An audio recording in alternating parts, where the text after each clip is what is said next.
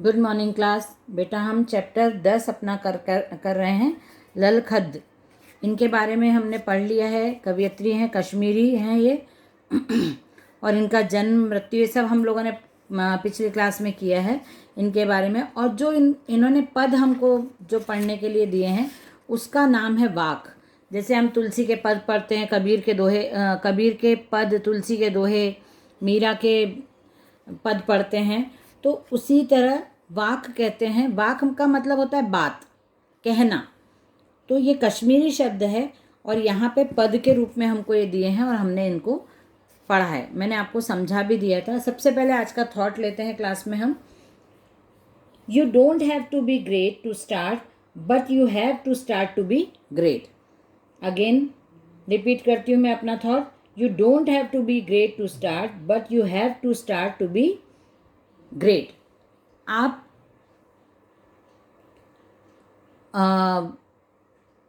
Great मतलब आप यदि बहुत महान, जरूरी नहीं आपको शुरुआत करने के लिए बहुत महान बनना, महान ही होना चाहिए। आप महान होगे तभी शुरुआत कर पाओगे, ऐसा नहीं है। आपको महान बनने के लिए शुरुआत करनी पड़ेगी। अब यदि आपको महान बनना है तो आप ऐसा सोचो कि मैं किसी भी काम की शुरुआत तभी करूँगा जब मैं बहुत कुछ बड़ा बन जाऊँगा या महान हो जाऊँगा, तभी आपको, बल्कि महान बनने के लिए शुरुआत करनी पड़ेगी, है ना। आप महान बन के किसी चीज़ को शुरू नहीं कर सकते। आपको शुरुआत महान बनने के लिए शुरुआत करनी ज़रूरी है।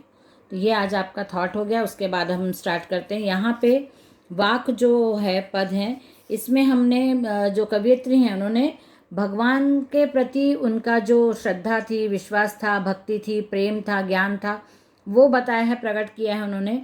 अपने आप को उन्होंने भगवान के प्रति जितने प्राप्ति के जितने प्रयास वो कर रही हैं उनको व्यर्थ बताया उन्होंने कि कहीं ना कहीं मेरे भक्ति में कमी है।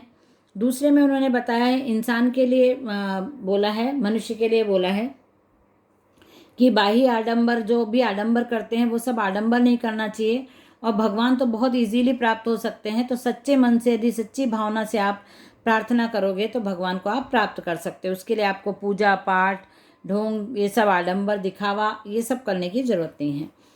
तीसरे वाले पद में उन्होंने बताया है कि जो मतलब उन्होंने आत्मलोचन की अभिव्यक्ति, मतलब उन्होंने आत्मा को की तरफ ध्यान देना, अपनी आत्मा को पहचानना, ये सब बताया है इसमें कि मनुष्य को पहले अपने आप को देखना चाहिए कि आपके कर्म कैसे हैं। दूसरों की तरफ ध्यान नहीं देना चाहिए। आप सत्कर्म यदि करोगे तो आप अपने जीवन से अच्छे से सफल हो सकते हो जीवन में, और लोगों के प्रति आप दुर्भावना रखोगे तो वो कहीं ना कहीं आपके जीवन को तकलीफ ही देने वाली है। लास्ट वाला है हमारा, हमने दोबारा पढ़े हैं ये क्योंकि लास्ट वाला हमारा हुआ नहीं था। तो लास्ट वाला है, थल थल में बसता है शिव ही भेद न कर क्या है। थल थल में बसता है शिव ही भेद न कर क्या हिंदू मुसलमान, ज्ञानी है तो स्वयं को जान, वही है साहिब से पहचान। यहाँ पे कवयित्री का कहना है कि पूरे संसार के कण कण में, जैसे कबीरदास जी का मानना है कि भगवान एक शक्ति है और वो हर व्यक्ति के अंदर विराजमान है, हर जगह में है, तो वैसे ही एक कवयित्री का भी मानना है कि थल थल में बसता है शिव ही, मतलब भगवान प्रत्येक के अंदर निवास करता है, हर जगह में है, हर वस्तु में है। संसार के पेड़, पक्षी, पशु, पत्ता, जल, सब जगह भगवान का निवास है। भगवान को आप हर जगह विद्यमान मानो। और हिंदू मुसलमान, ऊंचा नीचा, अमीर गरीब का भेदभाव आप क्यों करते हो? ये सब इंसान का किया हुआ है। भेदभाव, जाति पाति, समानता असमानता, सब इंसान का बनाया हुआ है। ज्ञानी है तो स्वयं को जान। उनका कहना है कि यदि आप अपने आप को ज्ञानी मानते हो, आप बुद्धिमान समझते हो, तो सबसे पहले आपको अपने आप को जानना जरूरी है। आप अपने आप को पहचानोगे तभी आप स्वयं को जान के ही आप दूसरों को जान पाओगे। आप भगवान की सत्ता को पहचान पाओगे, आप भगवान क्या है जान पाओगे।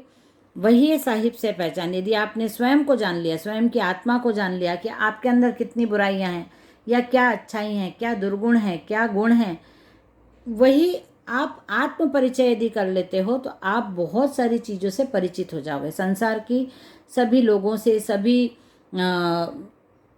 भावनाओं से परिचित हो पाओगे। आप लोगों को आप जान पाओगे, लोगों को आप दुखी करते हो, खुश करते हो, आपके अंदर किस प्रकार की भावनाएं हैं, क्या गुण हैं, आप अपने आप को पहले पहचानो, तभी आप भगवान को पहचान पाओगे। क्योंकि भगवान तो प्रत्येक कण कण में, लेकिन आप पहचान नहीं पाते। क्यों? क्योंकि आप खुद को ही नहीं जानते हो। यदि आप अपनी आत्मा का अवलोकन करो, आत्मा को पहचानो, तभी आप सामने भगवान है नहीं है, किस में भगवान है, कितना भगवान है, ये सब आप पहचान सकते हो। तो ये 4 इनके वाक्य थे और 4 पद थे, मतलब वो हमने कंप्लीट कर लिए हैं। मैं आपको सेंड कर दूंगी। अब यहाँ इसके प्रश्नोत्तर है। रस्सी यहाँ किसके लिए प्रयुक्त हुआ है, वह कैसी है? कवयित्री द्वारा मुक्ति के लिए किए जाने वाले प्रयास व्यर्थ क्यों रहे हैं? कवयित्री का घर जाने की चाह से क्या तात्पर्य है? उसके बाद भाव स्पष्ट कीजिए।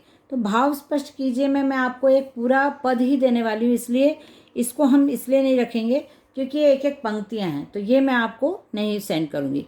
बंद द्वार की साकल खोलने के लिए ललखद्द ने क्या उपाय सुझाया है?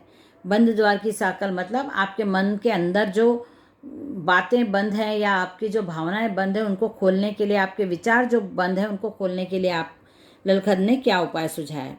ईश्वर प्राप्ति के लिए बहुत से साधक हठयोग जैसी कठिन साधना भी करते हैं, लेकिन उससे भी लक्ष्य प्राप्ति नहीं होती।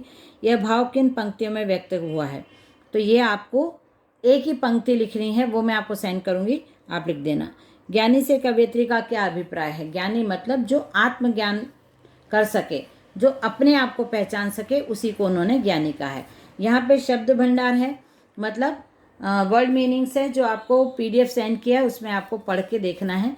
एक बार पढ़ लोगे ना तो आपको कविता को या पाठ को समझने में आसानी हो जाएगी। तो ये आपका पाठ कंप्लीट हो जाता है। इसके बाद रसखान आ जाता है, जो हम करेंगे अगली क्लास में, अगली क्लास से हम करने वाले हैं।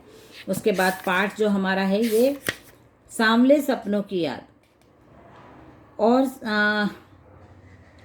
सांवले सपनों की याद व्यक्ति चित्र प्रस्तुत किया है। ये व्यक्ति चित्र है, रेखा चित्र, शब्द चित्र, व्यक्ति चित्र, किसी व्यक्ति के बारे में लिखा है यहाँ पे, तो वो हम पढ़ेंगे अगली क्लास में। जाबिर हुसैन का है ये, आप देख लो एक बार। जाबिर हुसैन का जन्म 1945 में गांव नौनही राजगीर, जिला नालंदा, बिहार में हुआ था और इनकी मृत्यु है। अच्छा, ये 1977 में मुंगेर से बिहार विधानसभा से सदस्य भी निर्वाचित हुए थे।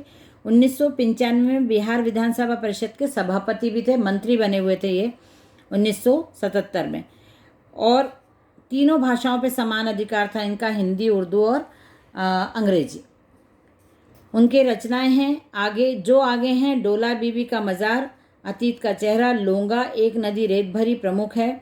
इसमें इनकी मृत्यु नहीं बताई गई है क्योंकि ये 1945 में इनका जन्म हुआ था, 1995 तक तो ये सक्रिय थे।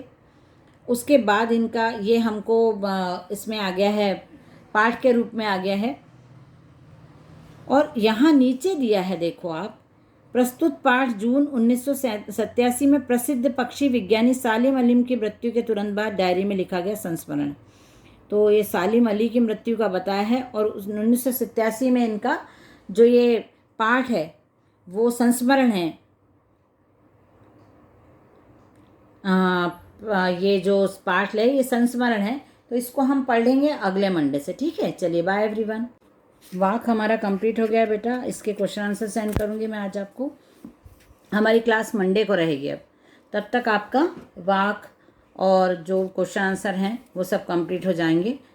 तो हम नेक्स्ट मंडे से नया चैप्टर स्टार्ट कर देंगे। फिर ये है हमारा, फिर वापस हम गद्य खंड पे आ जाते हैं। हमने ये राहुल सांकृत्यायन उपभोक्तावाद की संस्कृति भी ख़त्म कर लिया था, लासा की और उपभोक्तावाद की संस्कृति हो गया हमारा। तो अब हम करेंगे नेक्स्ट चैप्टर जो है हमारा वो रहेगा सांवले सपनों की याद, ये चैप्टर रहेगा हमारा, और ये रहेगा जाबिर हुसैन का। तो जाबिर हुसैन ये हम मंडे से स्टार्ट करेंगे नया चैप्टर। अभी तक जो आपके हो गए हैं, आपको कॉपी पैटर्न समझ में आया, कॉपी में आपका वर्क अभी तक आपके हो गए हैं। प्रेमचंद का दो बैलों की कथा, राहुल सांकृत्यायन का लासा की ओर, लासा की ओर यात्रा वृतांत है, दो बैलों की कथा कहानी है, श्यामाचरण दुबे उपभोक्तावाद की संस्कृति निबंध है। अब हम स्टार्ट करेंगे चैप्टर 4 जाबिर हुसैन का सांवले सपनों की याद। तो सांवले सपनों की याद हम मंडे से स्टार्ट करेंगे। और काव्य खंड में हमारा हुआ है, बेटा मैं आपको अलग अलग इसलिए बता रही हूँ क्योंकि आप कॉपी वर्क करोगे, जो भी आपको लिखना है कॉपी में वो आपको लिखना है। तो आपको पता होना चाहिए आप काव्य खंड से पाठ ले रहे हो, क्योंकि पाठ 9 और 10 इसको डाला है हमने, है ना। तो जो सीक्वेंस चल रहा है वो यही रहेगा, नंबर्स यही डालेंगे 1 2 3 4 5 6। जैसे अभी हमने यहाँ से 1 2 3 ले लिया, तो उसके बाद कबीर को हमने 4 नंबर नहीं डाला, कबीर को हमने 9 नंबर ही डाला है। तो 9 और 10 हमारे काव्य खंड से हो गए हैं। अब जुलाई में हमको एक रसखान भी करना है और एक जाबिर हुसैन का ये पाठ भी करना है। तो इसको हम कंप्लीट करेंगे और हम